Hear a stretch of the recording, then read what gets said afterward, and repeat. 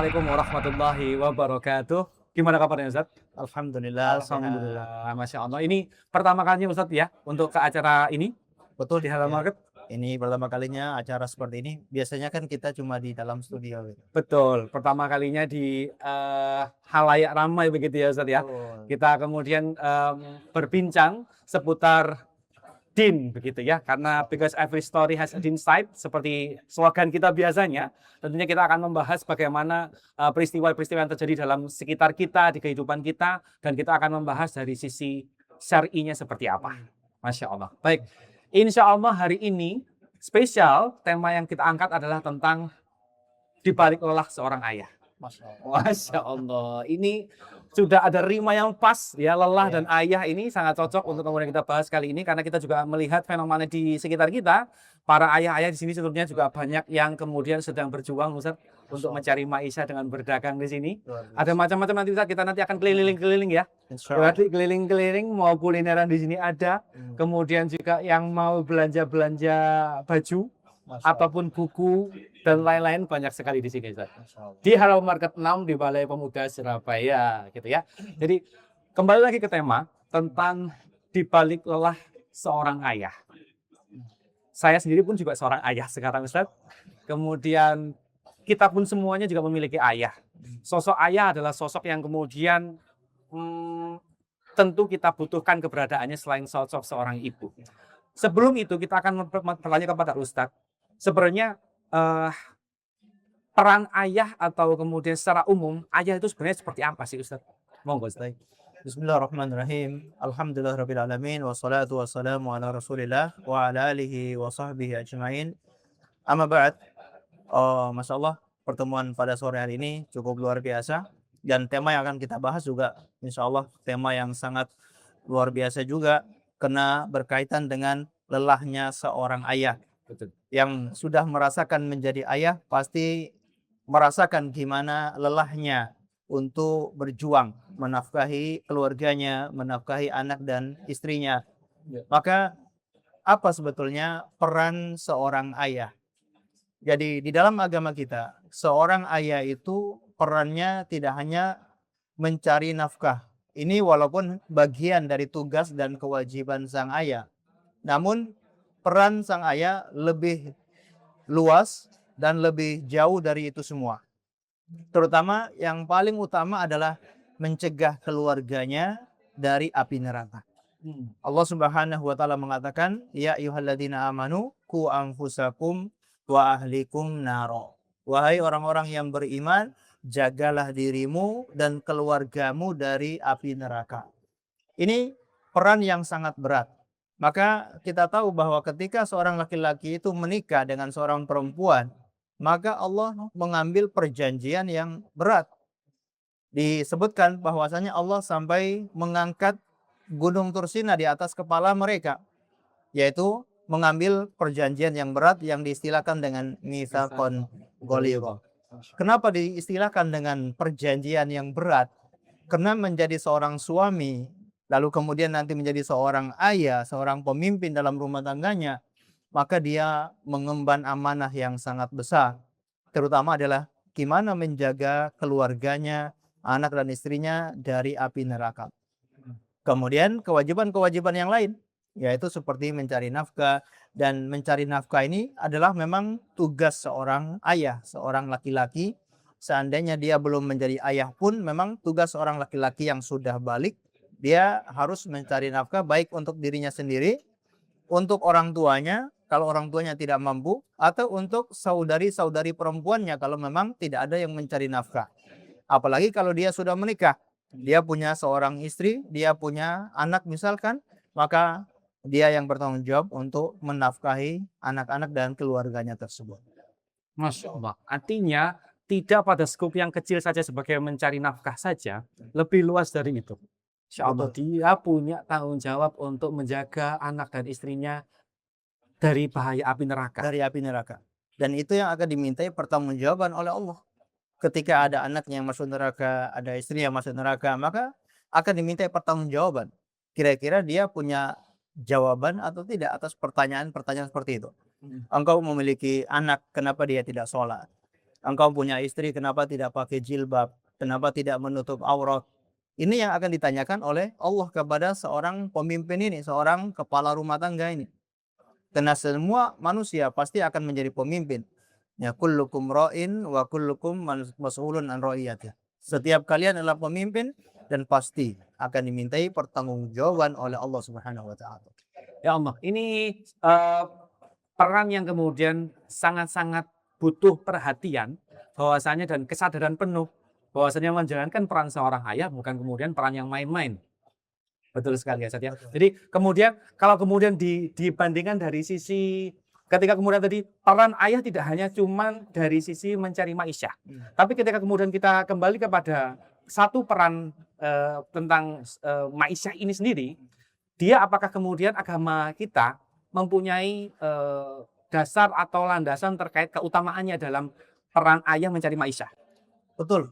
Jadi tadi kita sebutkan peran utamanya adalah gimana menjaga agama keluarganya, Betul. menjaga keluarganya dari api neraka, dan tidak menutup kemungkinan atau bukan berarti kita menyepelekan peran sebagai seorang ayah yang mencari Dari nafkah. Betul. Karena betul. mencari nafkah ini adalah kewajiban. Kalau dia lakukan, dia cari nafkah untuk keluarganya, maka ganjaran pahala yang akan dia dapatkan juga akan besar di sisi Allah Subhanahu wa taala. Rasulullah SAW mengatakan, 1 dinar yang kau infakkan fisabilillah, 1 dinar yang kau infakkan untuk memberi makan orang miskin, 1 dinar yang kau infakkan untuk memerdekakan budak, dan 1 dinar yang kau infakkan kepada keluargamu, maka pahalanya lebih besar adalah yang engkau infakkan untuk keluargamu. Masya Allah. Dalam hadis yang lain kata Nabi SAW, fi imra'atin shadaqah. 1 suapan yang engkau masukkan dimakan oleh keluargamu, dimakan oleh istrimu, itu menjadi sedekah. Masya Allah. Seorang suami yang bekerja mencari nafkah untuk menghidupi keluarganya, sebanyak itu dia bersedekah. Dan sebanyak itu pahala sedekah yang akan dia dapatkan. Masya Allah. Apalagi kalau memang didasari dengan niat yang ikhlas. Ketika dia bekerja, dia hadirkan hati untuk ikhlas. Saya bekerja ini karena kewajiban saya untuk bekerja, kewajiban saya untuk menafkahi keluarga saya. Lalu dia ikhlas, Masya Allah, maka berlipat-lipat kebaikan yang akan dia dapatkan. Masya Allah, ini luar biasa ya. Keutamaan itu sudah jelas terkandung dalam sebuah dalil ya. Tadi Ustaz yang saya sebutkan oleh Ustaz tadi, bahwasanya dia yang paling utama dibandingkan amalan-amalan yang lain tadi. Amalan yang lain. Bahkan dia mengalahkan apa tadi Ustaz? Jihad fisabilillah, sedekah fisabilillah. Betul. Kemudian sedekah untuk beri makan orang miskin, memerdekakan budak. Lebih besar pahalanya ketika bersedekah kepada keluarga. Jangan sampai kita salah prioritas nih kalau gitu. Tiba-tiba nih misalnya nih Ustaz ya, seorang ayah lebih mendahulukan membantu orang-orang di luar sana, tapi dia lupa belum mencarikan nafkah untuk anak istrinya. Nah, ini yang Gimana terjadi ketimpangan ya. Oke. Kita diajari gimana meletakkan segala sesuatu itu pada tempatnya. Jadi memperhatikan skala prioritas. Jadi prioritas seorang kepala keluarga, seorang ayah misalkan, yaitu gimana anak-anaknya terpenuhi kebutuhan-kebutuhan pokok ya, apakah makan, minum, pendidikannya. Ketika sudah terpenuhi, boleh dia bisa bersedekah kepada orang lain. Ya. Jadi dia bisa menggabungkan 2 hal tersebut. Jadi tidak harus dia hanya pentingkan keluarganya sehingga dia akhirnya pelit, tidak membantu orang lain sama sekali.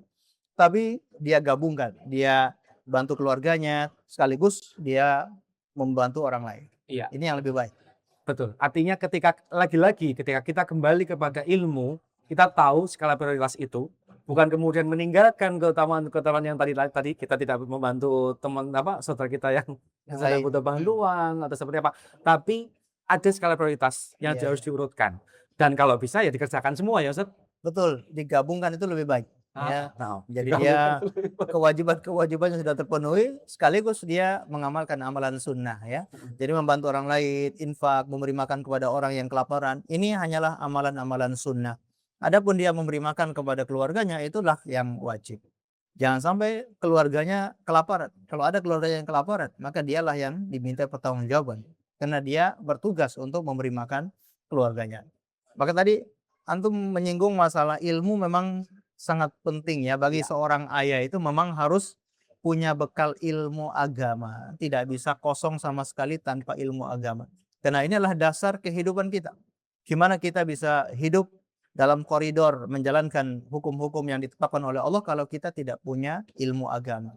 Ini terutama bagi calon-calon ayah atau yang iya. akan menikah misalkan. Betul sekali. Nah, ini pentingnya untuk belajar terutama hal-hal yang berkaitan dengan kewajiban, hak dan kewajiban dalam keluarga, dalam rumah tangga, atau dia tahu apa saja yang harus dia lakukan sebagai seorang ayah. Sehingga dia punya bekal ilmu sebelum dia melangkah ke pernikahan. Masya Allah.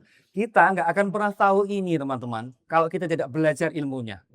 Kalau kita tidak mendatangi majelis-majelis ilmu, kalau kita tidak berkonsultasi kepada ahlinya, Masya Allah.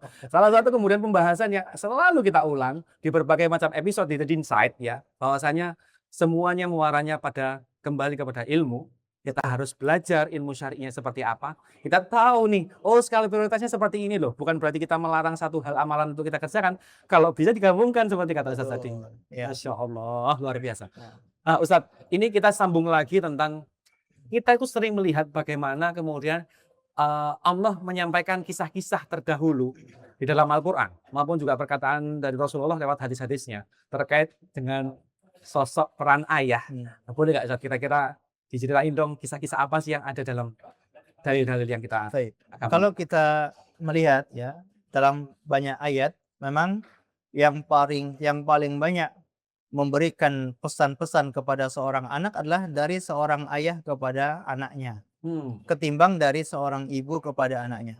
Oke. Walaupun ada beberapa ayat yang menceritakan ada seorang ibu yang memberikan wasiat kepada anaknya. Tapi yang paling banyak adalah seorang ayah memberi pesan, memberi wasiat kepada anak-anaknya. Ini memberikan sinyal bahwa peran seorang ayah, dampaknya kepada seorang anak itu sangat besar. Jadi sekarang ini banyak orang yang akhirnya tidak peduli, tidak mengajak ngobrol anaknya, dia tidak perhatian dengan anaknya. Dia biarkan, dia pikir tugasnya hanya tadi mencari nafkah. Sehingga dia tidak pernah perhatian gimana tahu kondisi anaknya. Ngajak ngobrol anaknya itu jarang sekali. Bahkan kalau ngajak ngobrol kehabisan tema, kehabisan bingung. Ini kira-kira saya mau bahas apa nih? Ngobrol sama itu anak tandanya dia nggak dekat loh Ustadz berarti Ustadz. Betul. Sampai kehabisan topik kan? Kehabisan topik untuk ngobrol sama anak sendiri, gitu Nah. kan? Nah, ini perlu kita luruskan. Jadi seorang ayah harusnya dia aktif untuk ngobrol sama anaknya. Karena di dalam situasi seperti itulah dia banyak menitipkan pesan-pesan, ya. Tadi antum katakan misalkan dalam Al-Qur'an contohnya seperti misalkan Luqman ya yang sangat terkenal, banyak ayat yang menceritakan bagaimana Luqman Al-Hakim, seorang yang sangat bijak, orang soleh, memberikan pesan-pesan kepada anaknya. Dan pesan yang pertama adalah jangan berbuat kesyirikan. La bunayya la tusyrik billah. Inna syirka la dzulmun adzim. Wahai anak, jangan berbuat syirik kepada Allah. Karena kesyirikan adalah kedoliman yang besar. Termasuk mungkin Nabi Ya'qub alaihissalam ketika dia akan meninggal dunia, dia kumpulkan anak-anaknya, kemudian dia berpesan, dia bertanya, apa yang kalian sembah setelah sepeninggalan saya? Jadi yang dia pikirkan, lalu dia tanyakan kepada anak-anaknya adalah apa yang kalian sembah atau siapa yang kalian sembah setelah saya sudah tidak ada. Anak-anaknya mengatakan kami menyembah Tuhan engkau, menyembah Tuhan ayahmu Nabi Ishak, kemudian Nabi Ishak, kemudian Nabi Ibrahim, Nabi Ismail, itu yang kami sembah dan kami termasuk orang-orang yang mentauhidkan Allah. Masya Allah. Jadi pesan-pesan dalam Al-Quran menitik beratkan agar anak-anak itu menjadi orang-orang yang mengenal Allah. Mereka mentauhidkan Allah dan bersandar kepada Allah dalam segala urusan. Termasuk Nabi Ibrahim alaihissalam ya juga menguji anaknya Nabi Ismail, apakah dia mau untuk disembelih atau tidak. Makanya ketika Nabi Ibrahim dia menerima wahyu untuk menyembelih anaknya, dia tidak langsung menyembelih, tapi dia tanyakan kepada anaknya, ya bunayya inni ara fil manami anni adbahu fandur madza tara. Wahai anakku, aku melihat dalam mimpiku aku menyembelihmu. Kira-kira gimana keputusan? Nah, jadi dia ingin melatih gimana keimanan anaknya. Jadi bukan paksaan, Jadi dia pengen anaknya itu berserah diri, dia lakukan itu karena ikhlas kepada Allah, bukan karena paksaan dari orang tuanya. Dan ajaibnya jawaban dari Nabi Ismail alaihissalam, ya abatif alma tu'mar, wahai ayahanda, lakukan apa yang diperintahkan kepadamu, satajiduni insyaallahu minas sabirin. Insya Allah engkau akan mendapatiku termasuk orang-orang yang sabar. Masya Allah, ini Masya Allah. berarti tauhidnya, keimanannya itu sudah tertancap dalam hatinya, sehingga segala perintah Allah itu yang menjadi prioritas. Masya Allah. Inilah sebuah bukti bahwasanya ada peran seorang ayah yang berhasil, yang sukses menanamkan ilmu kepada anaknya. Dan itu juga prioritas pertama sebagai sebuah ikhtiar melindungi anak istrinya dari api neraka, Ustaz. Betul, Dia membekali ilmu ya. Masya Allah. Begitu, Ustaz. Dan pertama kali adalah ilmu tentang iman kepada Allah, ilmu tentang tauhid, Tauhid. ilmu tentang menjauhi kesyirikan. Karena tadi kita sebutkan ayat, cegahlah dirimu dan keluargamu dari api neraka. Maka seorang ayah, dia pertama kali perhatikan gimana keyakinan keluarganya. Kira-kira ada yang salah atau tidak? Sudah benar semua atau tidak? Kemudian dia perhatikan ibadah keluarga, Iya. sholat 5 waktunya seperti apa. Apakah anak perempuan yang sudah balik masih membuka jilbab atau tidak. Nah, dia perhatikan. Kemudian yang ketiga adalah gimana akhlak mereka, perilakunya seperti apa. Maka dia dan seorang ayah memang mendidik anaknya itu, adab-adabnya, akhlak-akhlaknya itu sejak anak itu kecil gitu. Ketika makan dengan tangan kiri, seorang ayah mencegah. Bagus dengan tangan kanan. Ketika minum dengan tangan kiri, dia cegah. Ketika berkata dengan kata-kata kotor, ayahnya mencegah, tidak boleh seperti ini. Nah, ini namanya ta'dib, yaitu menanamkan adab kepada anak-anak. Masya Allah. Ini satu kisah tadi sudah disebutkan oleh Ustadz adalah kisah Luqman Al-Hakim kepada anaknya. Kemudian ada lagi kisah tentang Nabi Ibrahim dengan Nabi Ismail. Ada lagi nggak sih Ustadz? Kira-kira Ustadz? Yang bisa jadi contoh Ustadz? Buat kita semangat nih Ustadz. Apa lagi kira-kira Ustadz? Ada nggak ya Ustadz ya? Banyak tentunya ya, terutama Rasulullah SAW ya. Beliau itu mengajari sahabat itu sejak masih anak-anak ya. Contoh yang sering kita dengar misalkan adalah beliau berboncengan dengan sahabat Ibnu Abbas. Ketika itu Ibnu Abbas masih anak-anak. Beliau katakan, ya gulam, inni u'allimuka kalimat, ihfadillaha yahfadka, ihfadillaha tajidhu tujahaka. Masya Allah. Beliau katakan, wahai anak, aku akan mengajarimu beberapa kalimat. Jagalah Allah, maka Allah akan menjagamu. Jagalah Allah, engkau akan dapati Allah di hadapanmu. Apabila engkau pengen minta sesuatu, mintalah langsung kepada Allah. Apabila pengen minta pertolongan, maka mintalah pertolongan kepada Allah. Dan ini beliau menanamkan jati diri seorang anak. Dan itu sejak dari kecil, gitu ya. Jadi penanaman gimana seorang anak ini bisa bersandar kepada Allah Subhanahu wa taala dalam segala urusan.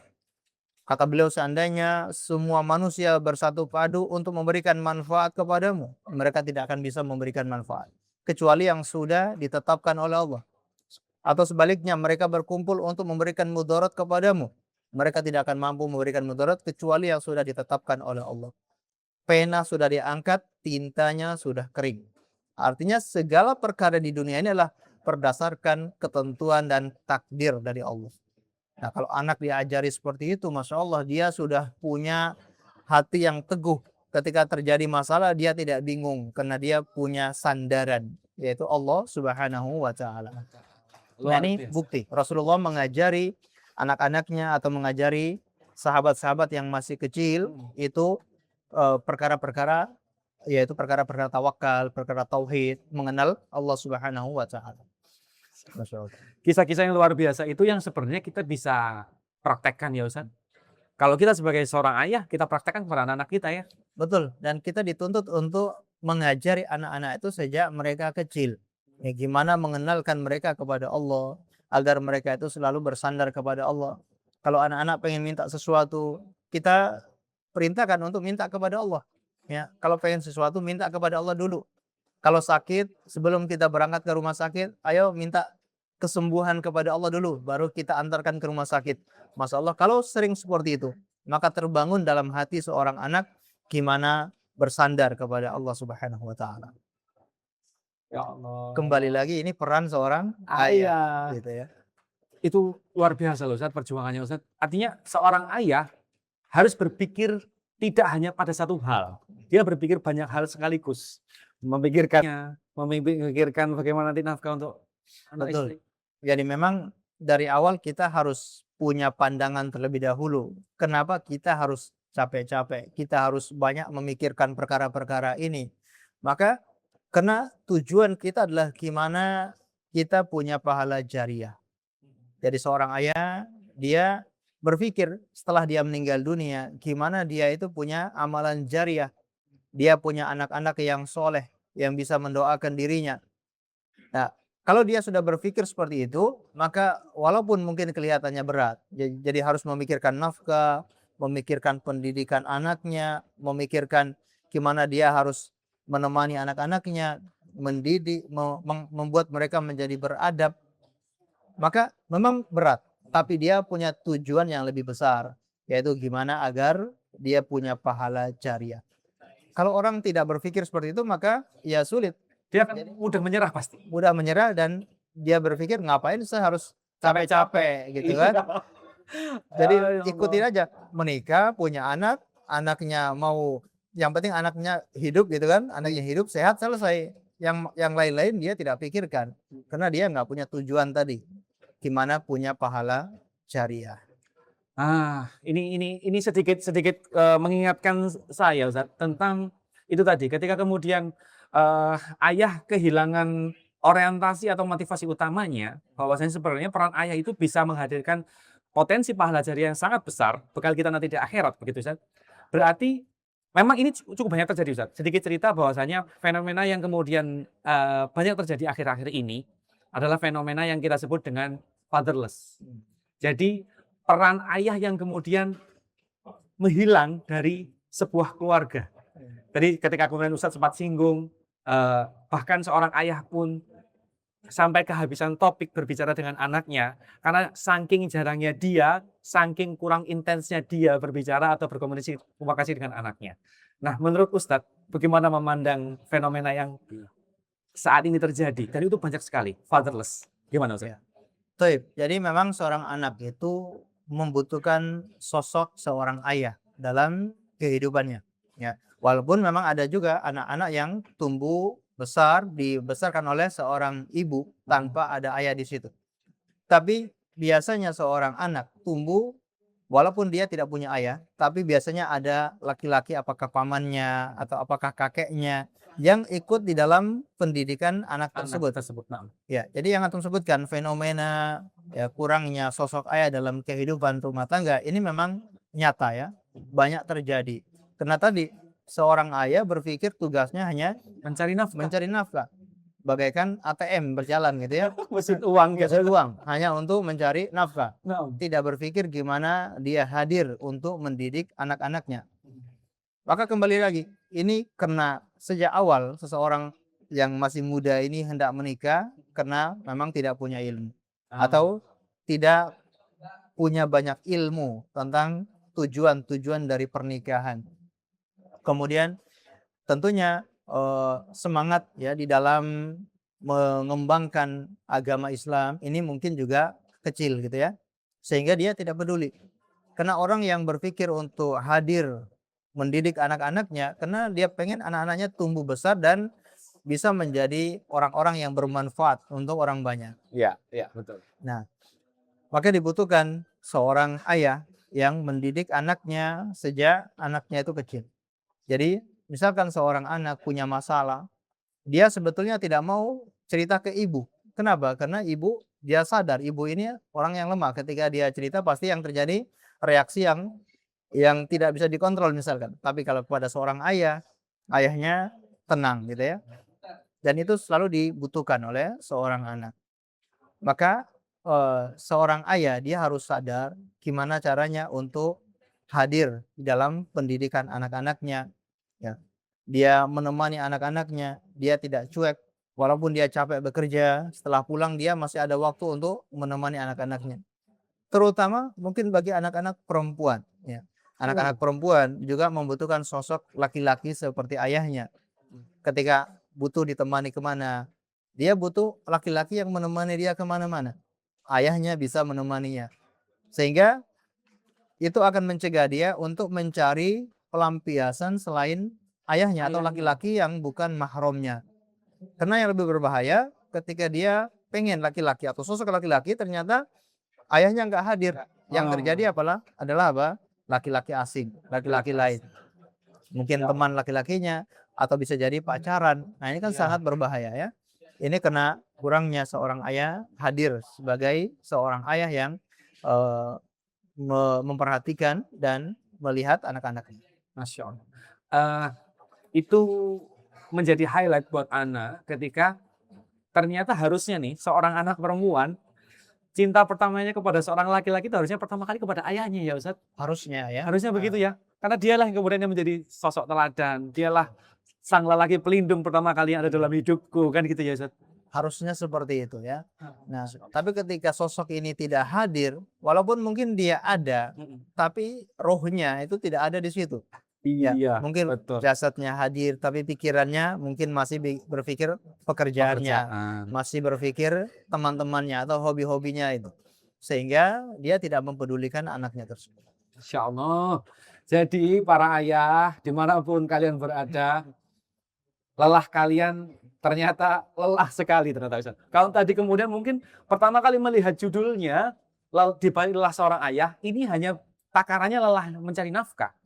Tapi lelah kalian berlipat-lipat ini para ayah. Betul. Karena lelah kalian juga harus diupayakan dari sisi menjaga anak istri kita dari api neraka. Betul, itu yang paling penting ya. Insya Allah. Baik, kita berlanjut pada sebuah pertanyaan ketika kemudian kita sebagai seorang manusia yang punya batasan usia tentunya Ustaz. Ketika kemudian Rasulullah mengatakan umatnya ini usianya tidak lebih dari 70 mungkin di sekitaran 60 sampai 70 ya Ustaz ya. Tentunya kita punya batasan dari sisi usia dan kita punya batasan waktu dalam kemudian bisa mempersiapkan bekal buat keluarga. Nah, kira-kira kalau menurut Ustadz nih, kira-kira bekal apa sih yang harus betul-betul kita siapkan selama kita masih ada kesempatan untuk kemudian hidup dan mempersiapkan buat anak-anak dan keluarga kita tentunya. Baik.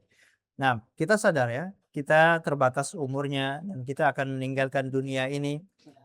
Gimana bekal yang harus kita persiapkan mungkin untuk anak-anak kita yang akan melanjutkan warisan estafet kehidupan kita atau nasab dari kita gitu ya. Maka yang paling terpenting pertama adalah jadilah kita orang yang soleh. Seorang ayah, maka dia harus selesai dengan dirinya. Dia berusaha menjadi seorang ayah yang soleh. Seorang ayah yang bertakwa kepada Allah Subhanahu wa taala, al-dhahir wal batin. Secara zahir maupun secara batin, dia bertakwa kepada Allah Subhanahu wa taala. Kalau dia sudah menjadi orang yang soleh, mau meninggal kapanpun tidak masalah. Apakah anaknya masih kecil-kecil, anaknya belum sekolah, gak usah pikir, gak usah bingung anaknya nanti makan apa kalau dia meninggal dunia. Syaratnya apa? Kalau dia soleh. Kalau dia bertakwa kepada Allah, mau meninggal kapanpun silakan. Kita lihat dalam kisah surat Al-Kahfi antara Nabi Musa dan Nabi Khidir alaihissalam. Ketika Nabi Khidir memperbaiki rumah yang sudah roboh, Nabi Musa tegur, kenapa harus diperbaiki? Ini penduduk desa ini tidak mau menjamui kita. Nabi Khidir menjelaskan alasannya, ya, dan disebutkan oleh Allah dalam Al-Quran. Karena ini rumahnya dua anak yatim. Dan kedua orang tua mereka adalah orang yang soleh. Jadi ini rumahnya anak yatim dan kedua orang tuanya sudah meninggal dunia. Dan orang tua mereka adalah orang tua yang soleh. Dan di bawah tanah ini atau di bawah rumah ini ada simpanan harta. Allah ingin memberikan harta ini kepada anak tersebut. Jadi Allah yang menjaga harta karun tersebut, harta anak ini. Kenapa? Orang tuanya soleh. Masya Allah. Kalau orang tua soleh, maka insya Allah Allah yang akan menjaga anak-anak kita. Yang jadi masalah kalau orang tuanya meninggal ternyata tidak soleh. Ini yang lebih mengkhawatirkan. Walaupun mungkin dia meninggalkan banyak harta, tapi itu sangat berbahaya. Jadi yang paling pertama, seorang tua dia harus menjadi orang tua yang soleh. kemudian dia sudah memastikan pendidikan anak-anaknya, terutama pendidikan ilmu agama. Dia membekali anak-anaknya dengan ilmu agama. Kalau dia bekali dengan harta, maka harta itu bisa habis. Cepat atau lambat, harta itu bisa habis. Apakah dipergunakan dengan jalan yang halal atau jalan yang haram, pasti harta itu akan habis. Tapi kalau dia bekali dengan ilmu, maka anak-anak ini akan tumbuh dengan ilmu dan mereka mengamalkan ilmu tersebut dan itu menjadi pahala jariah bagi orang tua tersebut. Masya Allah. Apabila seorang meninggal dunia, maka terputuslah segala perkaranya kecuali 3 perkara. Sedekah jariah, ilmu yang bermanfaat, atau anak soleh yang mendoakannya. Kalau anaknya tidak soleh, bisa jadi tidak mendoakan orang tuanya. Tapi kalau anaknya soleh, punya ilmu agama, insya Allah dia akan mendoakan orang tuanya. Insya Allah. Ya Allah, kita kalau Allah takdirkan punya anak yang banyak, kita punya beberapa potensi investasi tabungan akhirat kita, Ustaz, Masya dengan Allah. anak-anak yang soleh itu, Masya Allah. Dan tentunya untuk para ayah maupun ibu, dimanapun kalian berada, ketika kemudian mungkin saat ini ada yang masih belum sama Allah belum ditakdirkan untuk dikaruniai anak, Masya Allah. tentunya tetap bersemangat ya Ustaz. Masya Allah. Ada nggak sih motivasinya Ustaz? Mungkin sedikit Ustaz motivasi untuk itu bahwasanya oke nih, wah aku harus jadi ayah, betul-betul jadi ayah. Tapi qadarullah, aku belum dikasih anak sama Allah. Sabar. Sabar. Ya, jadi kuncinya hanya bersabar. Karena ini adalah milik Allah Subhanahu wa taala. Allah yang menentukan siapa yang cepat, siapa yang lambat, siapa yang sudah punya, siapa yang belum punya. Maka yang belum punya tetap ikhtiar, tetap dia lakukan. Berdoa, mencari waktu-waktu yang mustajab, pengobatan-pengobatan yang halal, maka dia tetap berikhtiar. Ternyata belum dikasih juga, maka kuncinya bersabar. Nabi Ibrahim alaihissalam tidak pernah berputus asa. Walaupun tidak dikasih keturunan dalam waktu yang sangat lama, beliau tetap berdoa, tidak berhenti berdoa kepada Allah. Menghadapkan hatinya kepada Allah, terus berdoa. Dengan doa yang masyhur, Rabbi habli minas solihin. Ya Allah, anugerahkan kepadaku anak yang soleh. Tidak pernah berhenti beliau berdoa sampai Allah kabulkan, Allah ijabahi doa Nabi Ibrahim dan menganugerahi Nabi Ismail dan Nabi Ishak alaihissalam. Termasuk Nabi Zakaria. Masya Allah, Nabi Zakaria sampai beruban, artinya sudah usia tua. Istrinya juga mandul sampai usia yang tua. Tapi Allah kabulkan doa Nabi Zakaria dan lahirlah anaknya bernama Yahya. Masya Allah. Masya Allah. Dan anaknya pun adalah seorang nabi. Masya Allah. Ya. Masya Allah. Baik, masih ada waktu kurang lebih 5 menit lagi di sesi The Insight Podcast untuk kesempatan spesial di halaman market 6. Mungkin ada teman-teman yang mau bertanya, silakan. Ada nggak kira-kira dari para audiens? Boleh, silakan. Silakan. Tadi di Patrice baik Jihad, berita, betul. Ya. perkara satu kita dalam nasrul itu jadi bila sadar dan akhirnya kita lupa niat bisa nggak kita setelah mereka iya lalu akhirnya sebanyak waktu apa kan baik tadi karena lupa niatnya kita produk niatnya oh ini semoga dia amal jari fahali lagi kan lewat Baik. Ya. Ya. Jadi nggak mau rugi ya. Ya, betul. Udah nafkahi bertahun-tahun kok niatnya lupa. Gitu. Iya. Gimana agar menghasilkan pahala? Taib. Rahmat Allah itu luas. Ya. Jadi kita merubah niat kita dan kita mulai ketika mencari nafkah kita selalu menghadirkan niat. Kita berharap semoga nafkah-nafkah kita yang lalu itu semua juga menjadi pahala. Adapun dalil secara khusus tentang apakah niat-niat itu bisa merubah nafkah yang kita nafkahi yang tidak kita niat itu menjadi pahala, Allahu a'lam bishawab. Tapi konsepnya adalah rahmat Allah itu luas. Ya, seorang yang meniatkan sesuatu yang baik, insya Allah tidak akan dibiarkan oleh Allah. Pasti akan diberi balasan, akan diganjar oleh Allah Subhanahu wa taala. Nah, yang jadi pelajaran adalah sekarang ini belum terlambat ya. Iya. Kita sudah tahu ilmunya, maka setiap kita mencari nafkah selalu hadirkan niat. Saya bekerja ini karena ibadah. Saya bekerja ini untuk menghindari minta-minta kepada orang lain. untuk menjaga martabat harga diri saya, termasuk menjaga martabat harga diri keluarga, dan juga untuk memberi makan kepada anak dan istri saya, termasuk memberi kebutuhan-kebutuhan anak dan istri saya. Niatkan, insya Allah itu semua menjadi bernilai sedekah. Maka tetaplah optimis karena rahmat Allah begitu luas. Masya Begitu Allah. ya? Iya. Masya Allah. Oke, itu dari jawaban dari Ustadz terkait dengan kita tidak ada kata terlambat, masih ada kesempatan, yuk berjuang lagi yuk, gitu ya Ustadz ya. Oke, siap. Ada lagi kira-kira yang mau bertanya, teman-teman? Oke, belum. Siap. Nah, ini sedikit Ustadz yang ingin akan sampaikan. Kebetulan momentum kali ini di hari pertama Halal Market 6 kita bertepatan dengan hari Jumat, hari yang luar biasa, dan kita sedang sama-sama podcast ini di sore hari yang mana kita sama-sama tahu waktu untuk berdoa. Doa yang insya Allah mustajab. Gitu Ustaz ya. Boleh nggak Ustaz kira-kira kita request kepada jenengan Ustaz untuk kemudian pembahasan ini yang sudah sangat-sangat penuh dengan ilmu ini tadi, kita kemudian konversi menjadi sebuah doa begitu Ustaz. Kira-kira apa sih Ustaz doa-doa yang bisa kita panjatkan sore hari ini? Jadi doa secara umum. Jadi kita diperintahkan untuk minta yang baik-baik. Kita punya hajat apa, kita punya kebutuhan apa, maka sampaikan kepada Allah dengan bahasa yang bisa kita sampaikan. Kita dengan bahasa Indonesia atau dengan bahasa yang lain, tidak harus dengan bahasa Arab. Jadi kita mau minta apa saja, maka minta kepada Allah Subhanahu wa taala. Ya Allah, lancarkan segala urusan saya. Ya Allah, dagangan saya biar laku. Ya Allah, bisnis saya bisa berkembang. Jauhkan saya dari keburukan-keburukan.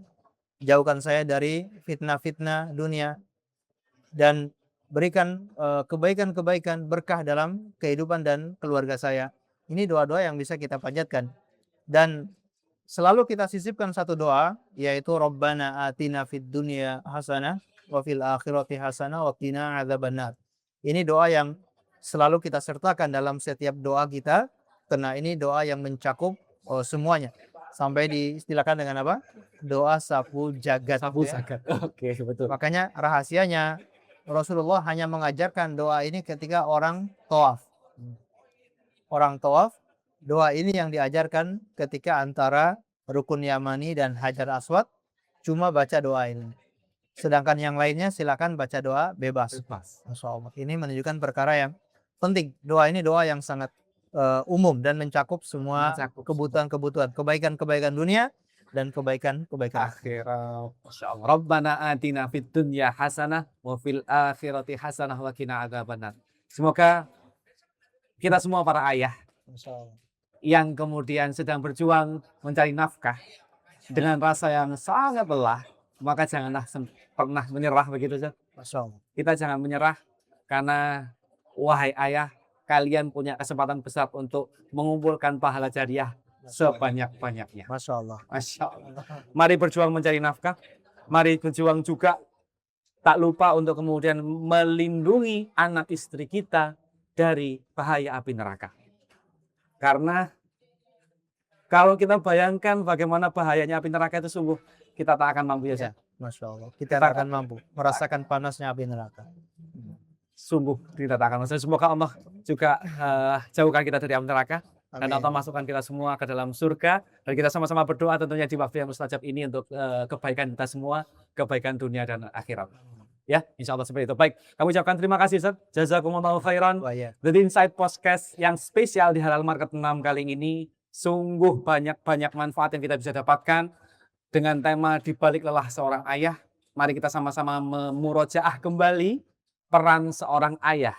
Peran yang tidak kalah pentingnya dalam sebuah keluarga, dalam sebuah majelis terkecil dalam kehidupan manusia, Ustaz ya. Dimulai dari keluarga. Ya, kami ucapkan terima kasih pada teman-teman semua yang sudah menyimak The Insight Podcast. Untuk kemudian nanti teman-teman sekalian barangkali ada yang ingin menyimak kembali, mau murojaah kembali materi-materi yang sudah dibahas oleh Ustadz Ibrahim Rajab di berbagai episode. Kita banyak sekali ada episode-episode yang menarik. Selain membahas tentang ayah, kita juga punya banyak pembahasan Ustadz. Mulai dari kita membahas tentang nasib para pelajar atau mahasiswa yang habis lulus ini mau ngapain. Kita juga membahas bagaimana kemudian tips mencari jodoh atau keutamaan jodoh yang tepat ini seperti apa. Kita juga bahas di situ. Kita juga banyak mengambil hikmah dari setiap bencana yang telah terjadi. Tadi juga kita belajar tentang sabar. Kalau kita sedang diuji ini, Ustaz, gimana bunyinya? Sabar. Dan ternyata sabar itu pun juga ada ilmunya. Ustaz, Masya Allah. Baik, teman-teman, sampai ketemu lagi di lain kesempatan. Kita cukupkan sampai saat ini dulu. Terima kasih. Kita tutup dengan doa kafatul majelis. Subhanakallahumma wa bihamdika asyhadu an la ilaha illa anta astaghfiruka wa atubu ilaik. Wassalamualaikum warahmatullahi wabarakatuh. Waalaikumsalam warahmatullahi wabarakatuh.